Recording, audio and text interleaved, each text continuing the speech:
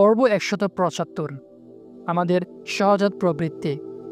যখন প্রচণ্ড ঝঞ্ঝাবায়ু বয়, বর্জ্য গর্জন করে, অন্ধকারে আকাশ ছেয়ে যায়, তখন সাহায্যের জন্য আল্লাহর মুখাপেক্ষী হওয়ার মানুষের সহজাত প্রয়োজন সুপ্ত অবস্থা থেকে জেগে ওঠে।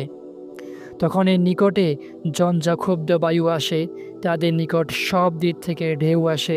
তারপর তারা ভাবতে থাকে যে তারা এসবের মাঝে আটকা পড়ে গেছে।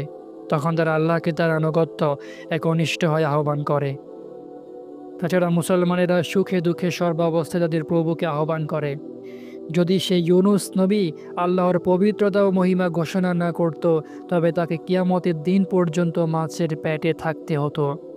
অধিকাংশ লোকই প্রয়োজনের সময় আল্লাহর নিকট সাহায্য চায়, আর যখন তাদের আশা শেষ হয়ে যায় তখন তারা গর্ব ভরে তাদের পৃষ্ঠ প্রদর্শন করে। তারা কি মনে করে যে আল্লাহকে ধোঁকা দেওয়া সম্ভব? নিশ্চয়ই মুনাফিকরা আল্লাহকে ধোঁকা দিতে চেষ্টা করে, কিন্তু তিনিই তাদেরকে ধোঁকায় ফেলেন। আল্লাহ মুনাফিকদের ধোঁকায় ফেলেন এর অর্থ হলো তিনি তাদেরকে তাদের ধোঁকাবাজির কারণে শাস্তি দিবেন, কেননা আল্লাহর পক্ষে ধোঁকা দেওয়া শোভা পায় না। যারা কেবল মাত্র বিপদের সময় আল্লাহর মুখাপেক্ষী হয় তারা ভণ্ড ফেরাউনের শিষ্য।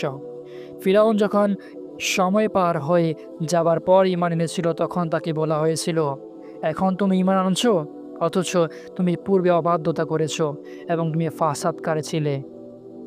আমি বিবিসি রেডিওতে খবর শুনেছি যে ইরাক যখন কুয়েত দখল নিয়েছিল তখন মার্গারেট থ্যাচার কলোরেডোতে ছিল। তখন তিনি অতি দ্রুত চার্চে গিয়ে সিজদা করেছিলেন। এর একমাত্র ব্যাখ্যা আমি মনে করি যে তার সহজাত প্রকৃতি জেগে গিয়েছিল এবং তিনি কুফরি ও পথভ্রষ্টতা সত্ত্বেও তার প্রভুর মুখাপেক্ষী হয়েছিলেন। মানুষের মাঝে স্বভাবজাত বলতে কিছু একটা আছে যা তাদেরকে আল্লাহর প্রতি ঈমান আনতে সাহায্য করে। প্রতিটি শিশুই স্বভাব ধর্মের উপর জন্মগ্রহণ করে, পরে তার পিতামাতা তাকে ইহুদি, খ্রিস্টান এবং অগ্নি উপাসক বানায়।